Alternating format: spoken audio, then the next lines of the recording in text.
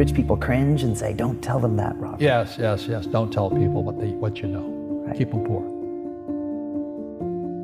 So my father was the head of education, PhD, all that stuff. I go home and ask him, said, why don't we learn about money in school? And he looked at me and says, because the government doesn't let us teach that subject. The government tells us what we can teach and what we can't teach. And I thought that was strange. And I said, but aren't we going to school to learn about money? He says, no, your job is to get a job. I said, but you get a job to earn money. He goes, no, you're supposed to just get a job. I went, no. Isn't the purpose of a job to earn money? He goes, you're correct. I said, so why don't I just learn about money? I can skip the job part, you know? And he got flustered and he said, if you want to learn about money, why don't you ask your best friend's father about money? And I said, why? That's Mike. So I asked him. He says, because Mike's father is an entrepreneur. And I said, what are you? He says, I'm an employee. I'm a government employee. I went, oh, what's the difference? He says, the difference is an entrepreneur must know about money, or they're no longer entrepreneurs. And he says an employee doesn't have to know anything about money, because the government will take care of them, the company will take care of them. So I'm all confused. But I took my dad's advice and I trundled over to Mike's father's office and knocked on his door and I said, hey, I'm here, 9 years old. Teach me about money. He says, beat it, kid, you know. But that's where the story of Rich Dad, Poor Dad started.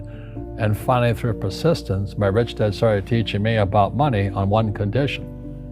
And that condition was he would never pay me.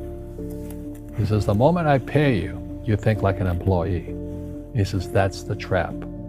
Entrepreneurs work for free.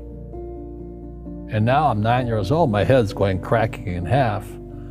He says, you never want a paycheck. You understand that, kid? I said, okay, I got it. And he says, well, how do I make money? He says, that's what entrepreneurs figure out. It's like, so how do I learn about money?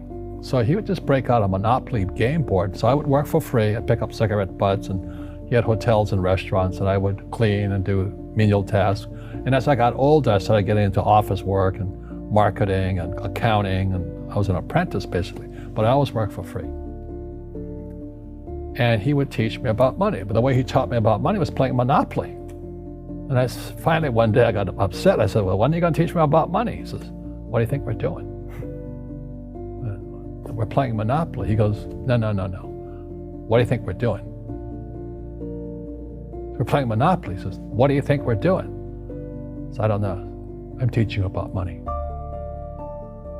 And then that's when, you have one greenhouse. He says, there's many formulas for great success in money. There's thousands of them, but one of the best ones found on the game of Monopoly. It still is today. 4 greenhouses, 1 red hotel. I said, what? He says, one of the greatest ways to acquire great wealth is playing Monopoly in real life. 4 greenhouses, 1 red hotel. Well, is that all there is? He goes, that's it.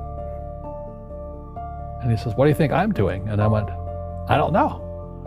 So then he took me out and he showed me his greenhouses.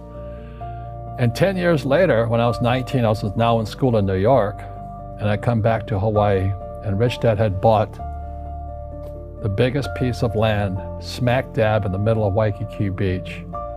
And when you go to Waikiki Beach today, you'll see the Hyatt Regency Hotel. That was his hotel. Just like the game of Monopoly. Just like the game of Monopoly. Acquired assets and they became bigger assets. He just kept what's called an assemblage, because that property wasn't that big at that time. So he had to buy out all the small guys. Because Waikiki was a little dirt water little town. So he'd buy out this shop owner and buy that shop owner. And it took him a while, but he finally assembled this large piece of property. And then he and Hyatt put up this giant hotel. And it just sold for $800 million. So that's how I learned about money.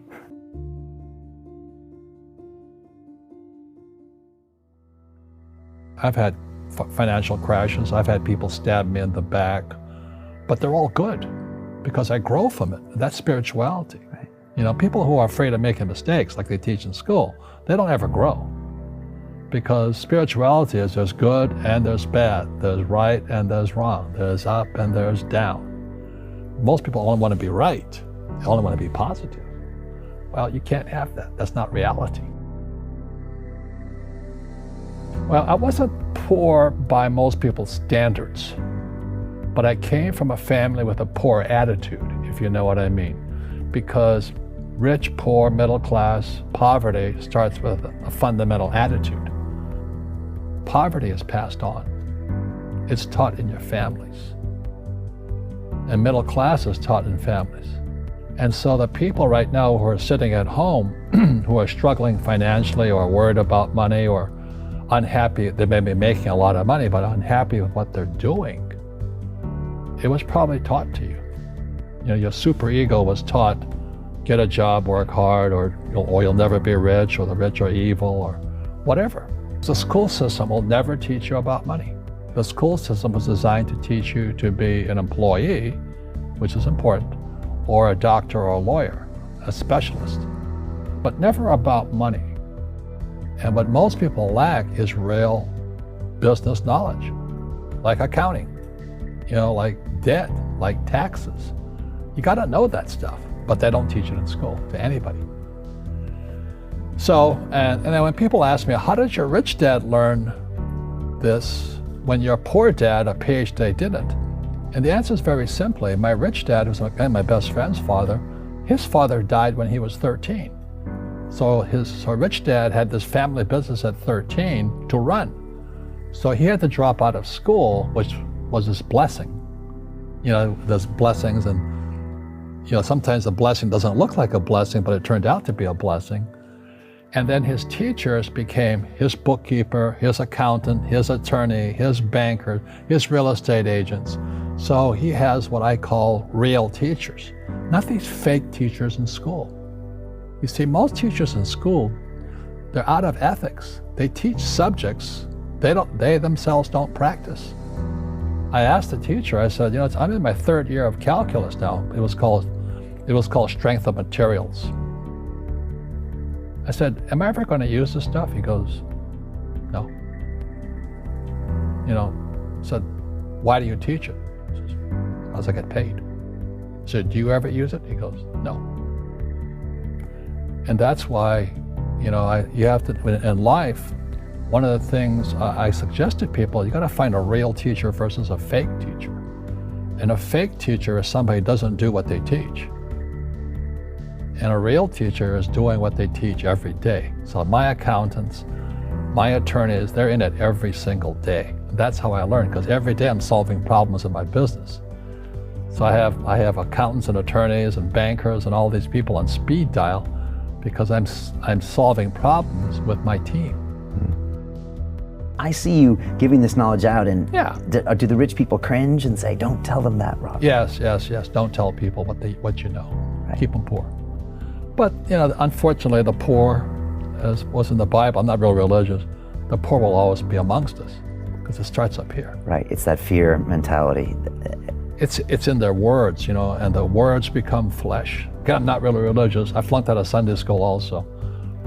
But when they say I can't afford it or I can't do that, they go down. They become what they say. My PhD daddy says, what do you think I am, made of money? I can't afford that.